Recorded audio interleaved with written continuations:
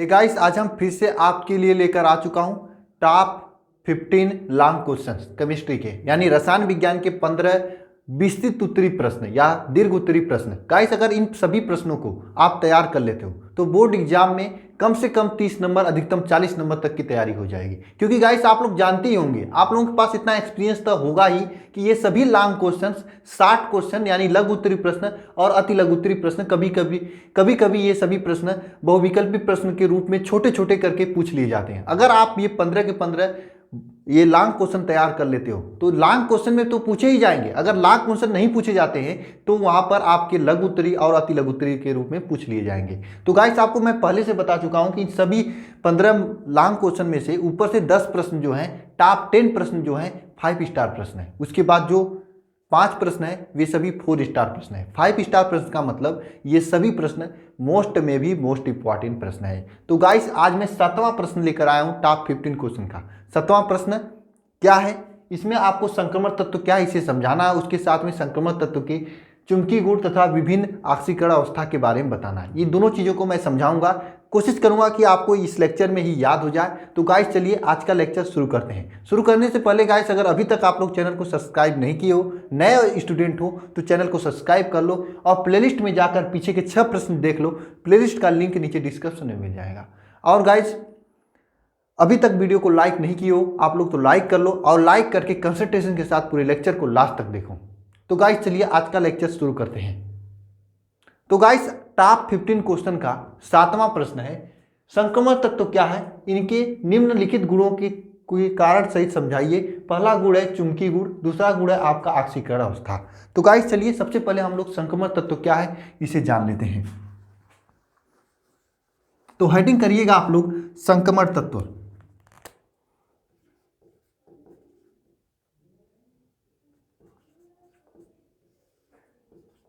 देखिए गाइस, मैं point wise छोटे में आपको लिखाऊंगा, यानी कि आपको मतलब समझा दूंगा संक्रमण तत्व का। उसके बाद अगर आपके एग्जाम में पूछा जाता है लॉन्ग क्वेश्चन तो आप इतना भी लिख कर आओगे तब पर भी एग्जाम नंबर देगा। उसके बाद अगर थोड़ा मोड़ा आपके पास टाइम है तो किताब पढ़ लोगे तो और ज़्यादा लिख लोगे, लेकिन मैं 60 में छोटे में आपको लिखाने की कोशिश करूंगा। मार्कर नीचे गिर गया है। चलिए गाइस, शुरू करते हैं। सबसे पहले संक्रमण तत्व किसे कहा जाता है? तो वे तत्व जिनके अंतिम इलेक्ट्रॉन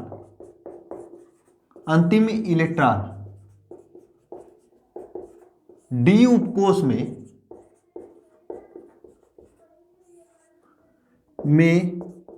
प्रवेश करते हैं,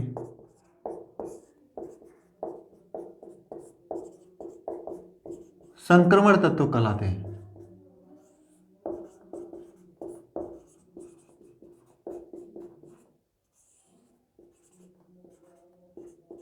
वे तत्व जिनके अंतिम इलेक्ट्रॉन डी उपकोष में प्रवेश करते हैं क्या कहलाते हैं? संक्रमण तत्व कहलाते हैं। ये जो संक्रमण तत्व होते हैं, संक्रमण तत्व आवर्त सारणी में ये सभी तत्व जो है यस और पी ब्लॉक के तत्वों के बीच में होते हैं, तत्वों के बीच में होते हैं। ठीक है, संक्रमण तत्व किसे कहते हैं? अगर आपसे पूछ ले कोई तो आप क्या बताओगे? वे सभी तत्व जिनके अंतिम इलेक्ट्रॉन डी उपकोष में प्रवेश करते हैं उन्हें संक्रमण तत्व कहलाते हैं। जो संक्रमण तत्व होते हैं वे आवर्त सारणी में, आप लोग आवर्त सारणी देखे होंगे, उसमें यस और पी के बीच में संक्रमण तत्व स्थित होते हैं। ठीक है, ये चीजें आप बता दोगे तो संक्रमण तत्व का डिफिनीशन हो गया। इससे अधिक आपको पढ़ने की जरूरत नहीं है। ठीक है, अब हम लोग क्या करते हैं, सबसे पहली प्रॉपर्टी इसकी चुंबकीय प्रॉपर्टी, चुंबकीय गुण के बारे में देखते हैं। देखिए, संक्रमण तत्व के बारे में समझ लेना। जो संक्रमण तत्व होते हैं, ठीक है, संक्रमण तत्व और आयन जो होते हैं, संक्रमण तत्व या फिर आयन, ठीक है, संक्रमण तत्व या फिर आयन जो है, ये सभी जो संक्रमण तत्व या आयन होते हैं अयुग्मित इलेक्ट्रॉन उपस्थित होने के कारण,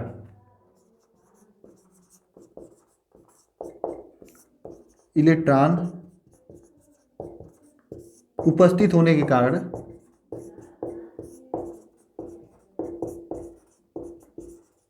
कारण। देखिए ध्यानपूर्वक समझना, संक्रमण तत्व या आयन अयुग्मित इलेक्ट्रॉन उसमें उपस्थित होने के कारण ये सभी जो है अनुचुंबकीय गुण प्रदर्शित करते हैं। ये सभी जो है अनुचुंबकीय गुण प्रदर्शित करते हैं। ये सभी क्या करते हैं? अनुचुंबकीय गुण, अनुचुंबकीय गुण प्रदर्शित करते हैं,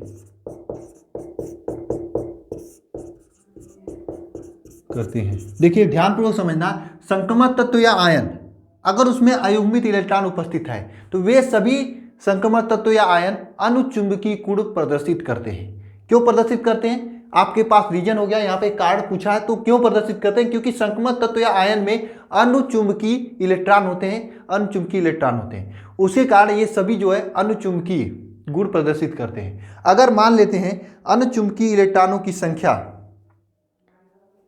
ठीक है, अनुचुंबकीय इलेक्ट्रॉनों की संख्या, अनुचुंबकीय इलेक्ट्रॉनों की संख्या, अनुचुंबकीय इलेक्ट्रॉनों की संख्या n हो तो चुंबकीय आघूर्ण, चुंबकीय आघूर्ण, चुंबकीय आघूर्ण क्या होता है? n is equal to n+2, चुंबकीय आघूर्ण n is equal to n+2, इसे आप लोग अंडर रूट में लिख लोगे। अगर अनुचुंबकीय इलेक्ट्रॉनों में किसी भी संक्रमण तत्व की में अयुग्मित इलेक्ट्रॉन हो तो वे अनुचुंबकीय गुण प्रदर्शित करते हैं। अगर अनुचुंबकीय इलेक्ट्रॉनों की संख्या n हो तो चुंबकीय आघूर्ण क्या होता है? n इज इक्वल टू चुंबकीय आघूर्ण b, इसे आप b से प्रदर्शित कर सकते हैं, ये Bm होता है, इसका मात्रक बोहर मैग्नेट्रॉन होता है। चुंबकीय आघूर्ण इज इक्वल टू क्या होता है? n+2, ये होता है। ठीक है, तो आप लोग लिख लोगे एग्जाम में कि संक्रमण तत्व या आयन अयुग्मित इलेक्ट्रॉन उपस्थित होने के कारण ये सभी अनुचुंबकीय गुण प्रदर्शित करते हैं। अगर अनुचुंबकीय अयुग्मित होगा, ठीक है, अयुग्मित इलेक्ट्रॉनों की संख्या,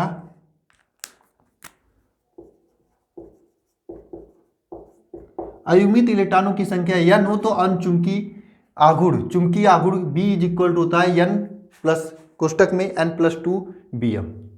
ठीक है, इस प्रकार से होता है। उसके बाद ध्यानपूर्वक यहाँ पर देखना आप लोग, अगर यहाँ पे n इज इक्वल टू 0 है यानी अयुग्मित इलेक्ट्रॉनों की संख्या नहीं है, अयुग्मित इलेक्ट्रॉन नहीं है, क्या है? नहीं है, नहीं है तो क्या होता है? तब यह प्रतिचुंबकीय होते हैं,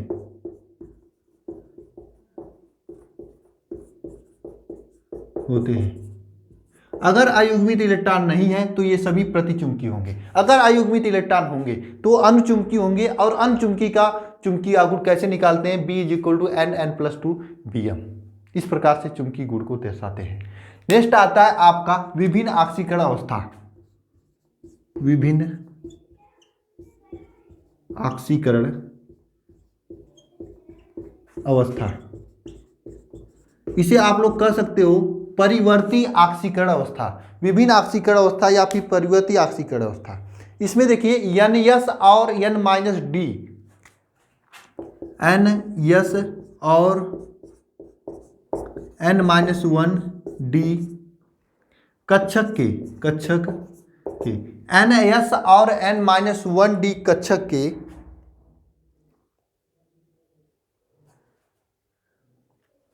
कक्षक के ऊर्जा अंतराल कम होने के कारण, देखिए NS और N-D कक्षक के ऊर्जा अंतराल कम होने के कारण ये सभी का मतलब संक्रमण तत्व परिवर्ती आक्सीकरण अवस्था प्रदर्शित करते हैं।